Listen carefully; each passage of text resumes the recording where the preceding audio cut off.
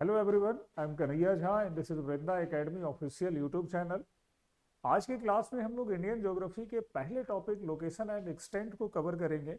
और you know very well, this is the fundamental topic of Indian geography. Indian geography यहीं से शुरू होता है और हर एक एग्जाम में, whether it is UPSC, state PCS, NDA, CDS, यहाँ से क्वेश्चन बनते ही बनते हैं। तो this video will be very informative and will be very useful for your competitive examination. और कॉम्पिटेटिव एग्जामिनेशन के लिए ये बहुत खास होने वाला है। चलते हम लोग शुरू से इस वीडियो को वन बाय वन कवर करें। बट एक चीज जो आपको ध्यान में रखनी चाहिए वो ये है कि Indian geography and world geography both are two different dimensions of geography. World geography, you know very well, is the topic, is the subject based upon the concept. World geography में बहुत सारे कॉन्सेप्चुअल चीजों को हम लोग देखते हैं, phenomena को अंडरस्टैंड करते हैं। While Indian geography is more factual, यहाँ पर तथ्यों को याद रखने में दिक्कत होती है और खासकर लोकेशन एंड एक्सटेंट वाले टॉपिक पे जो क्वेश्चन बनते हैं वो बहुत ज्यादा फैक्ट बेस्ड होते हैं। तो in this session I will try to explain the things in the way that will make you able to recall the fact for longer period of time, जिससे आप बहुत लंबे समय तक चीजों को दिमाग में रख सकते हैं। तो स्टार्ट करते हैं हम लोग इस सेशन को। इंडियन ज्योग्राफी बेसिक बिल्कुल इंट्रोडक्शन है, पहली क्लास यहीं से होती है। और देखो, सबसे पहले आया कि India as a country located where, आखिर भारत हमारा कहाँ लोकेटेड है। तो अगर हम विश्व के मानचित्र ग्लोब को देखते हैं तो ये पूरा का पूरा दुनिया बहुत सारे कॉन्टिनेंट्स में बटा हुआ है, बहुत सारे एरिया इसमें अलग अलग आइडेंटिफाइड होते हैं। तो जब हम बात करते हैं कॉन्टिनेंट की, तो देखो यू ऑल आर अवेयर कि पूरी दुनिया में 7 कॉन्टिनेंट हैं। North America, south America, Africa, Europe, Asia, Australia and Antarctica. तो 7 कॉन्टिनेंट हमें पूरी दुनिया में दिखाई पड़ते हैं। भारत जो हमारा देश है, that is part of this vast continent which is Asia. तो हम लोग इसी एशिया के पार्ट हैं and you can identify that India is located in the southern part of the Asia. Asia के दक्षिणी भाग में ही इंडिया लोकेटेड है। That is why India sometime called the country of south Asia. इसीलिए भारत को दक्षिण एशिया का एक देश भी कहा जाता है। कई बार भारत को भारतीय उपमहाद्वीप, इंडियन सब कॉन्टिनेंट भी कहते हैं। We will discuss that later. अब आओ कि भारत कहाँ है। तो भारत दक्षिण एशिया में अवस्थित है और एशिया का एक बहुत महत्वपूर्ण देश बनता है। अब आते हैं कि ग्लोब पर भारत कहाँ पे लोकेटेड है। तो देखो, ग्लोब पर जब हम चीजों को देखते हैं तो चीजों को एक्सप्लेन करने के लिए कुछ लाइंस ड्रॉ किए जाते हैं जिससे लोकेशन आइडेंटिफाई करना आसान हो जाए। तो पूरी दुनिया को देशांतर मतलब लॉन्गिट्यूड और अक्षांश लैटिट्यूडनल लाइंस में बांटे गए हैं। अब अगर हम भारत को इस हिसाब से देखें तो पूरी दुनिया इक्वेटर विषुवत रेखा के आधार पर 2 गोलार्धों में बंटती है। उत्तरी भाग को कहते हैं नॉर्दर्न हेमिस्फीयर और दक्षिणी भाग को कहते हैं सदर्न हेमिस्फीयर, दक्षिणी गोलार्ध। तो अब अगर गोलार्ध के हिसाब से देखो तो भारत किधर है, उत्तरी गोलार्ध में अवस्थित है पूरा का पूरा देश। एक भी पार्ट भारत का दक्षिण में नहीं जाता है। इसी तरह से अगर हम देखते हैं देशांतर रेखाओं के हिसाब से, तो देशांतर रेखाएं you know very well connecting north pole to south pole this way. और देशांतर रेखाओं में अगर ईस्ट के पार्ट को देखें तो that is called eastern hemisphere, और इस तरफ हम देखते हैं तो that is called western hemisphere. तो अगर अक्षांश के अकॉर्डिंग देखें तो भारत नॉर्थ ईस्ट में लोकेटेड है इस ग्लोब पे। तो Bharat, India occupy the north eastern area on globe. तो भारत दक्षिण पूर्वी भाग में दिखाई पड़ता है। तो यही चीजें ग्लोब पर पहली अवस्थिति है जो भारत के बारे में हमें ध्यान में रखनी चाहिए। अब आते हैं, ऑफिशियली इंडिया को कहा जाता है Republic of India and that occupy the southern part of Asia. अब चलते हैं थोड़ा और, कि देखो जब साउथ एशिया की बात होती है तो south Asia comprises about 8 country. South Asia में 8 देश आते हैं, जैसे भारत है, इंडिया तो अपना है ही, इसके साथ में अफगानिस्तान है, पाकिस्तान है, इधर से अपना नेपाल है, भूटान है, बांग्लादेश है, और 2 आइलैंड भी हैं लाइक श्रीलंका एंड मालदीव। तो south Asia, the term comprises 8 country of the southern Asia. लेकिन यहां पर भारत के लिए एक और वर्ड यूज होता है, दैट इज इंडियन सब कॉन्टिनेंट। तो जब हम इंडियन सब कॉन्टिनेंट की बात करते हैं तो वहां पर हम बात करते हैं भारत और इसके कुछ पड़ोसी देश जिनकी संख्या 7 बनती है।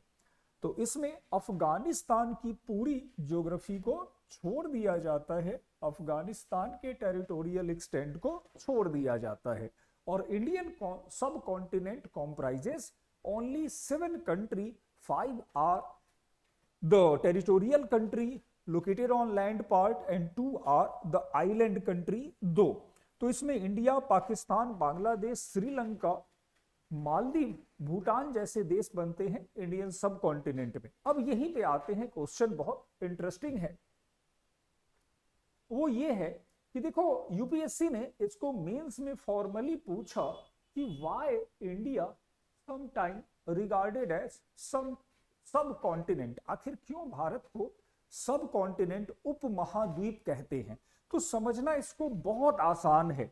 देखो अगर आप भारत की भूगोल को देखो और भारत की उत्पत्ति को देखो तो you will get the idea, once India was located on an isolated landmass.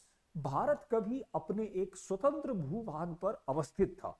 हुआ यह था कि लगभग 250 मिलियन साल पहले, मतलब लगभग 25 करोड़ साल पहले, पूरी दुनिया के जितने कॉन्टिनेंट थे they were united together in form of a supercontinent that is called Pangaea। इसी पैंजिया का लगभग 20 करोड़ साल पहले, about 200 million year ago, disintegration हुआ, टूटा ये, और इसी का एक पार्ट बना गोंडवाना लैंड एंड अंगारा लैंड। तो जो सदर्न पार्ट था यही था अंगारा लैंड। इसी अंगारा लैंड के टूटने से फिर अपना इंडियन लैंड मास बना, और ये लैंड मास अफ्रीका के पास था, वहां से ड्रिफ्ट होता हुआ, वहां से विस्थापित होता हुआ ये यूरेशिया से कोलाइड करता है और फिर यूरेशिया का भाग बनता है। इस पूरे क्रम में लगभग जो था वो 50 मिलियन साल लग गए। बहुत लंबे समय तक इंडिया ने अपने आइसोलेटेड लैंड मास को बनाए रखा है। दूसरी चीज, तो इंडिया का अन्य महाद्वीपों के समान एक अलग लैंड मास दिखता है, that is why India is supposed to be a subcontinent. दूसरी बात आते हैं in terms of geographical area. तो आप देखो कि भारत की जो ज्योग्राफिकल एरिया है वो बहुत बड़ी है। India occupy about 3.32 million square kilometre geographical area, which is the 7th largest in the world in terms of country। तो किसी भी देश की अगर हम बात करें तो भारत विश्व का 7वां बड़ा देश है, और इतनी बड़ी ज्योग्राफिकल एरिया बहुत कम ही दिखती है। इंडियन सब कॉन्टिनेंट को अगर पूरा मिला लेंगे तो that must be larger than the territory of Australia. तो ऑस्ट्रेलिया से भी बड़ा बन जाता है टेरिटरी में। अगेन आप क्लाइमेटिक डाइवर्सिटी देखो तो हमारे यहाँ पे अलग अलग सीजन्स होते हैं, कभी गर्मी कभी ठंडी। हमारे यहाँ पे लिंग्विस्टिक डाइवर्सिटी दिखती है, अलग अलग लैंग्वेज बोले जाते हैं। हमारे यहाँ cultural diversity, fair and festival, मेले पर्व त्योहार के संदर्भ में दिखते हैं। रिवर्स बहुत ज्यादा है, लैंडफॉर्म्स बहुत ज्यादा है, और ये सारी डाइवर्सिटी कहीं किसी बड़े कॉन्टिनेंट में मिलती है और वो सब इंडिया में मिलती है। That is why India is called a सब कॉन्टिनेंट। तो इस तरह से हम लोग यूपीएससी के भी क्वेश्चंस को सॉल्व कर सकते हैं इस अंडरस्टैंडिंग पे। अब आते हैं थोड़ा सा और कि इंडिया का जो ये पूरा सेपरेट लैंड मास है जो एक इंडियन सब कॉन्टिनेंट को बनाता है, ये कोई छोटा लैंड मास नहीं है। ये इतना बड़ा है कि इसी के पार्ट पर आगे चलकर ऑस्ट्रेलिया भी लोकेटेड है। तो ये ऑस्ट्रेलिया और इंडिया दोनों को रखता है, that is the part of Indian plate. Again इसका जो नॉर्दर्न बाउंड्री आज के डेट में दिखता है that form by Himalayan mountain, और हिमालय ही इसके उत्तर में स्थित है। जबकि वेस्टर्न पार्ट में जब जाते हैं तो आज पाकिस्तान के बड़े बड़े पहाड़ वहां पर लाइक मकरान पहाड़, सुलेमान पहाड़, तो ये सब जो है मकरान और सुलेमान एंड किरथर, ये तीनों, ये दोनों यहां पर लोकेटेड हैं। ईस्टर्न पार्ट में हम देखें तो म्यांमार का अराकान योमा दिखता है। तो इस तरह से भारत का जो अपना पूरा विस्तार है वो बहुत बड़ा है। चलते हैं और डिटेल करते हैं हम लोग इस टॉपिक पर। अब आते हैं, ये तो हिस्ट्री मैंने बताया कि हिमालय वगैरह का फॉर्मेशन हुआ, और अब आते हैं भारत के भौगोलिक विस्तार को समझते हैं, लैटिट्यूडनल एंड लॉन्गिट्यूडनल एक्सटेंट को। यहां से क्वेश्चंस बनते हैं, बट खास बात क्या है कि यहां आपको कभी मैथमेटिकल डेटा जैसे 68 या 8.4 ऐसे नहीं पूछे जाते हैं, उनके ट्रेंड पूछे जाते हैं। तो सबसे पहले आते हैं भारत का लैटिट्यूडनल एक्सटेंट, अक्षांशीय विस्तार। यहां समझो कि अक्षांश रेखाएं कौन सी रेखाएं हैं, तो such a parallel imaginary line drawn on globe is called the latitudinal line. तो भारत के अगर लैटिट्यूडनल एक्सटेंट को देखें तो हमारा मेनलैंड यहां 8 डिग्री 4 मिनट नॉर्थ से 37.6 डिग्री नॉर्थ तक में एक स्ट्रेच होता है। लगभग 30 अक्षांशों तक इसका विस्तार दिखता है। कुछ ऐसे हमारा अक्षांशीय विस्तार है। खास बात इसी में है कि एक अक्षांश रेखा जो सूर्य की किरणों के एंगल को बताती है, जिसको कहते हैं ट्रॉपिक ऑफ कैंसर, कर्क रेखा। तो कर्क रेखा भी यहां भारत के बीचों बीच से गुजरती है। आगे हम पढ़ेंगे कि that passes through about 8 state in India. अब आते हैं देशांतरीय विस्तार। तो जब देशांतर रेखाओं की बात होती है तो पहले यहां समझ लेना है कि the line joining north pole to south pole called longitudinal lines, तो इन्हें कहते हैं हम देशांतर रेखा। अब जब देशांतरीय विस्तार को हम लोग देखते हैं भारत के देशांतरीय विस्तार को, तो ये यहां से स्टार्ट होता है 68 डिग्री 7 मिनट से 97 डिग्री 25 मिनट ईस्ट तक। ये नॉर्थ है दोनों, और यहां पर ईस्ट के सिंबल लगेंगे क्योंकि ये पूर्वी गोलार्ध में है। तो ये चीजें ध्यान में रखनी है। अब देखो इंटरेस्टिंगली कि देखो जब हम देशांतर और अक्षांश रेखाओं को पढ़ते हैं तो ये बात पता चलती है कि इनके बीच की दूरी औसतन, जो अक्षांश रेखा है ये लैटिट्यूडनल लाइन है, इनकी दूरी औसतन 111 किलोमीटर होती है। हालांकि ये बदलती है, पोल के पास दूरी में अंतर आता है।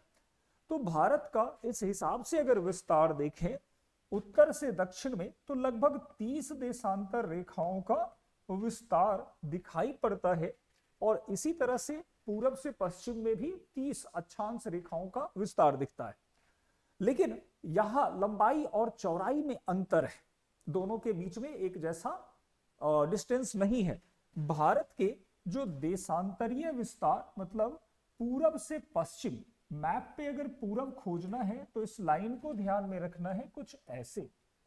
तो ईस्ट टू वेस्ट का अगर स्ट्रेच देखें तो वो है 2933 किलोमीटर। अरुणाचल प्रदेश जो भारत का ईस्टर्न स्टेट है और गुजरात, अगर इसके बीच के लेंथ को मेजर करेंगे तो लगभग 3000 exactly 2933 kilometre is the stretch of the India from east to waste.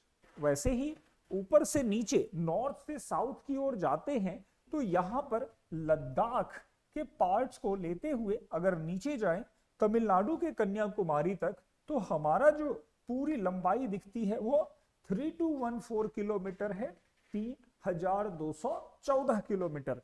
तो इसका निष्कर्ष ये निकला कि भारत के उत्तर से दक्षिण, नॉर्थ टू साउथ का जो स्ट्रेच है वो ज्यादा बड़ा है किससे, तो पूरब से पश्चिम के विस्तार से। ये बात आपका क्वेश्चन बनेगा यहां पे।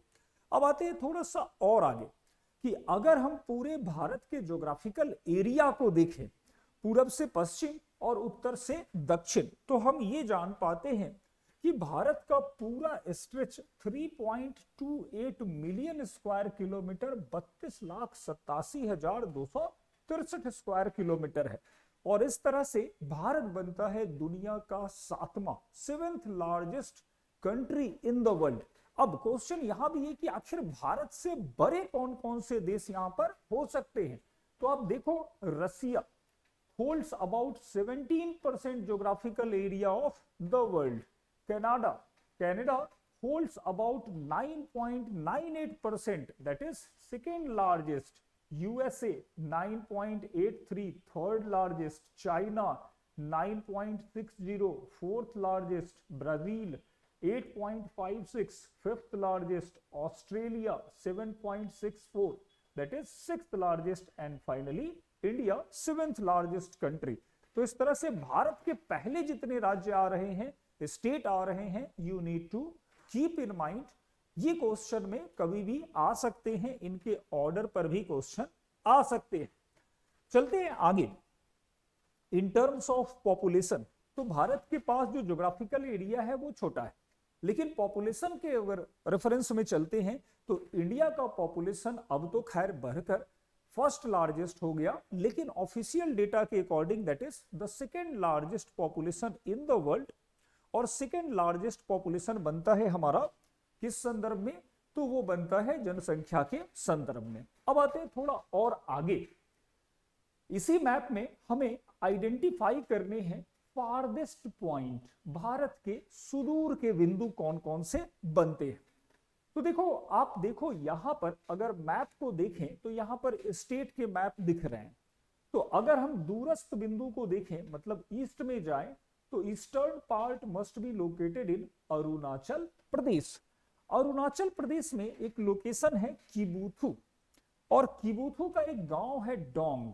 तो Dong village and Kibithu town is the eastern most town of India located in Arunachal Pradesh. तो ईस्टर्न मोस्ट पॉइंट दिखता है अरुणाचल प्रदेश के किबुथु में, और वहीं पर है डोंग विलेज। इंटरेस्टिंगली भारत में सबसे पहले न्यू ईयर सेलिब्रेट यही डोंग करता है। न्यू ईयर की पहली जो सन रे होती है वो यहीं पर फॉल करती है। ये भी क्वेश्चन बनता है। अगेन जो हमारा वेस्टर्न मोस्ट पॉइंट है, दक्षिणी बिंदु है, ये पड़ता है गुजरात के कच्छ में।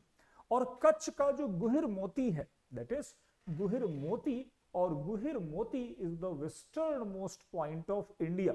अब आओ चलते हैं northern and southern most point को आइडेंटिफाई कर लेते हैं। तो नॉर्दर्न मोस्ट जो पॉइंट है that is located somewhere in nowadays Ladakh.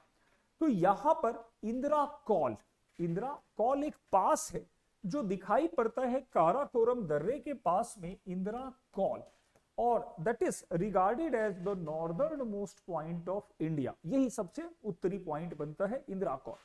जबकि दक्षिणी बिंदु यहां मुख्य भूमि का बनता है कन्याकुमारी। अब देखो कन्याकुमारी बहुत खास है। अगर हम कन्याकुमारी के लोकेशन को मैप पे ड्रॉ करें तो ये यहां एग्जैक्टली आएगा। अब चलते हैं थोड़ा और समझते हैं कि कन्याकुमारी के पास हो क्या रहा है।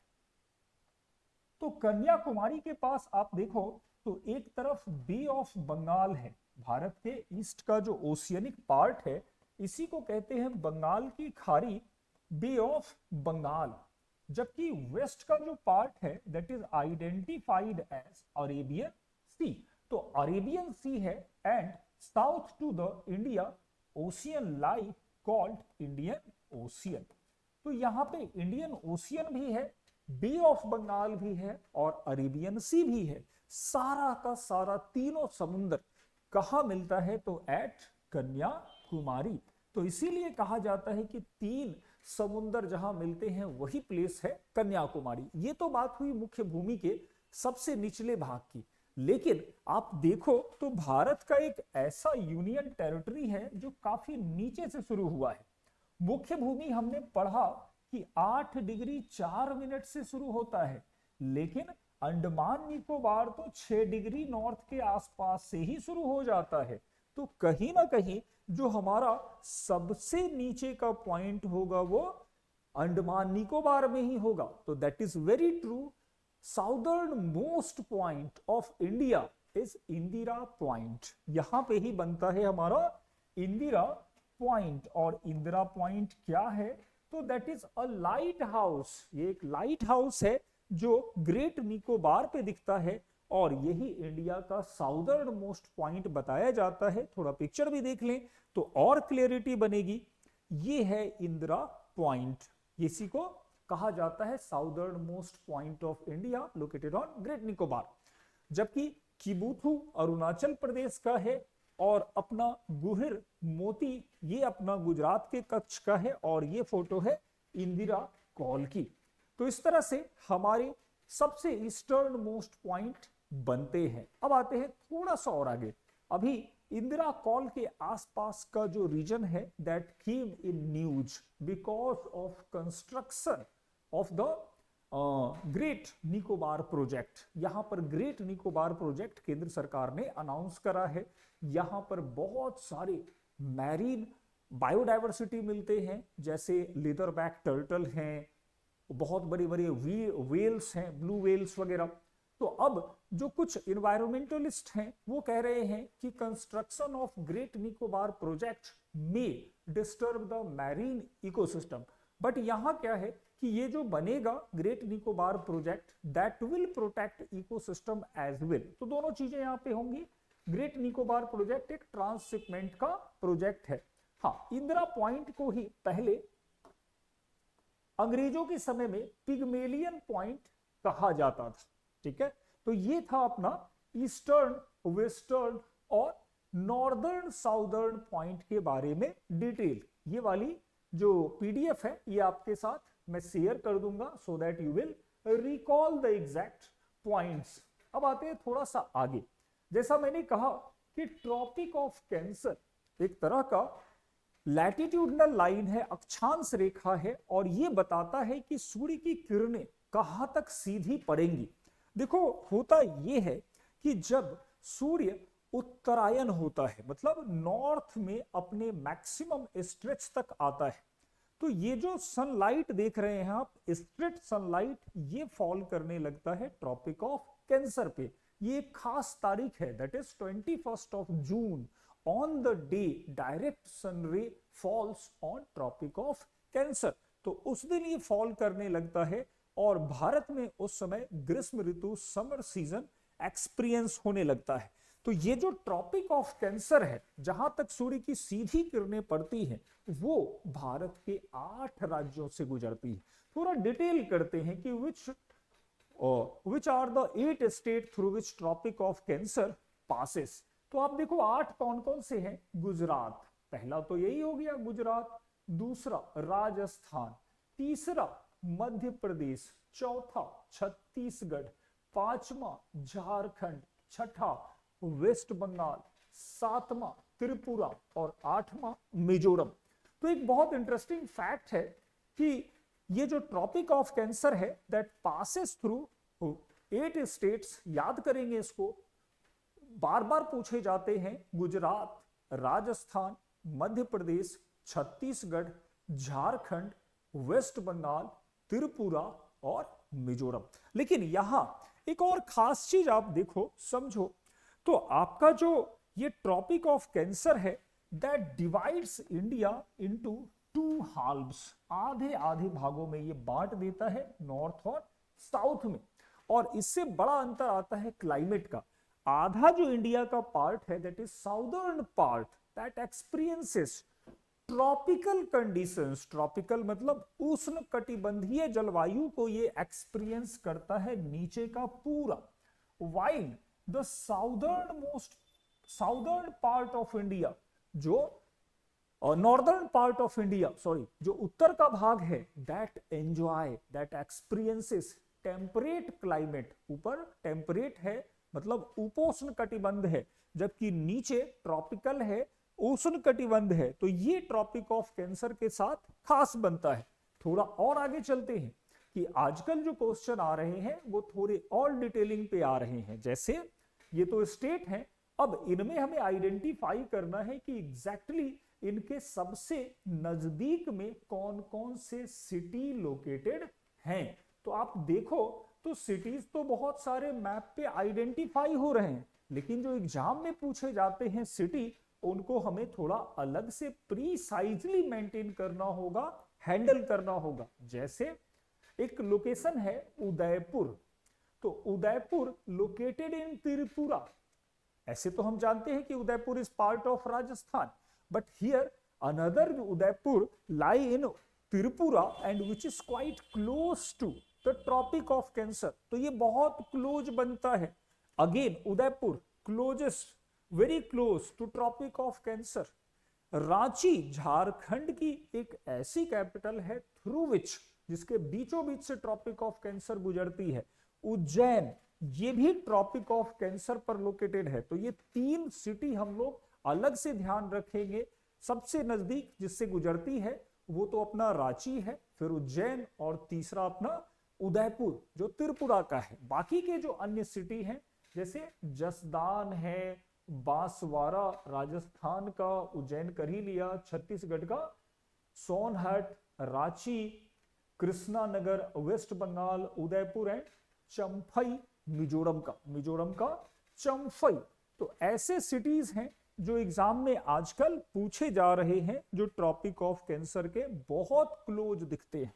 अब आते हैं थोड़ा सा एक बेसिक और यहां पे कवर करेंगे, ये है भारत का मानक समय, जिसको IST इंडियन स्टैंडर्ड टाइम भी कहा जाता है। देखो समय आदिकाल से means since ancient time has been the determinantal aspect for human life. Bharat मानव जीवन के लिए टाइम बहुत निर्णयकारी रहा है। तो समय पहले स्थानीय समय की गणना होती थी। It was on the basis of understanding of the angle and the size of the shadow and the angle of sunray. सूर्य की किरणों के एंगल और शैडो के साइज के अकॉर्डिंग हम लोग पहले टाइम को पता करते थे। और उस समय इस तरह से सनडायल वगैरह बनाए जाते थे, सूर्य यंत्र बनाए जाते थे। आपको याद होगा कि राजस्थान के एक शासक थे सवाई राजा जयसिंह। अब जयसिंह ने अपने ऑब्जर्वेशन के लिए भारत में 5 जगहों पर, जिसमें जयपुर, दिल्ली, मथुरा, उज्जैन और वाराणसी, ये 5 जगह हैं जहां पर उन्होंने हर जगह जंतर मंतर बनवाए। लेकिन बाद में ये पता चला कि भाई ये चीजें हर जगह पर काम नहीं करेंगी, क्योंकि देखो होता यह है कि जब सूर्य की किरणें धरती पर आती हैं तो हर जगह पर एक समय में नहीं गिरती हैं, कहीं जल्दी आती हैं, कहीं लेट से आती हैं। तो लगभग 1884 का वो साल था, 1884, जब एक डिसीजन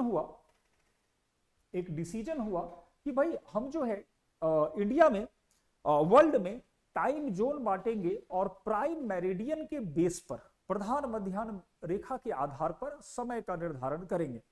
उसी समय भारत में भी इस बात की चर्चा हुई और कुछ समय बाद लॉर्ड कर्जन के समय में 82.5 degree 82.5 degree latitudinal longitudinal line जो भारत के बीचों बीच से गुजरता है, आगे होगा ये लॉन्गिट्यूडनल लाइन का डिटेल। तो 82.5 डिग्री को फिर आगे चलकर मान लिया गया कि ये भारत का IST होगा और इसी IST से हम समय की गणना आगे करते चलेंगे। ठीक है, तो इस तरह से IST का भी डिटर्मिनेशन हुआ और भारत के अलग अलग भागों में जो समय की समस्या थी उसको दूर कर लिया गया और अब हमारे पास एक मानक समय दिखता है जो 82.5 डिग्री ईस्टर्न लाइन के बेस पर बना हुआ है। अब चलते हैं थोड़ा सा आगे, हम लोग हम लोग नेक्स्ट टॉपिक को कवर करें। 82.5 डिग्री 82.5 डिग्री की जो ये लाइन है, ये आप देखो तो ये 5 राज्यों से गुजर रही है। कौन कौन सा है? तो सबसे पहले इसे ही माना गया 82.5 डिग्री वाले को, IST, यहीं से IST, और IST 5 राज्यों से गुजरती है। मिर्जापुर के क्लॉक टावर से ही इसे गिनते हैं और इसके जो राज्य हैं वो भी पूछे जाते हैं, जैसे उत्तर प्रदेश, दूसरा अपना छत्तीसगढ़, तीसरा ओडिशा, चौथा आंध्र प्रदेश और पांचवा मध्य प्रदेश। तो यूपी, एमपी, छत्तीसगढ़, आंध्र प्रदेश और ओडिशा से अपना आईएसटी लाइन साढ़े 82 डिग्री गुजरता है। तो इस तरह से हमने आईएसटी को भी आइडेंटिफाई कर लिया। अब थोड़ा और आगे चलते हैं हम लोग इसी आईएसटी वाले पॉइंट के बाद, आईएसटी वाले पॉइंट के साथ, आईएसटी वाले पॉइंट के साथ चलो आते हैं हम लोग। अब आते हैं हम अपने राजनीतिक व्यवस्था पर, पॉलिटिकल सेटअप पर। देखो वीडियो लंबा हो रहा है, तो यहां से जो पॉलिटिकल सेटअप है इसके बाद वाले टॉपिक को मैं इंडिया एंड इट्स एक्सटेंट के दूसरे वीडियो में आपके साथ शेयर करूंगा। तब तक इससे जुड़े हुए फैक्ट्स को नोट करें, समझें और फिर अपनी तैयारी को आगे बढ़ाएं। तो with this word I am concluding this class. Must subscribe the channel Vrinda Academy Official for such an informative video. Thanks for watching.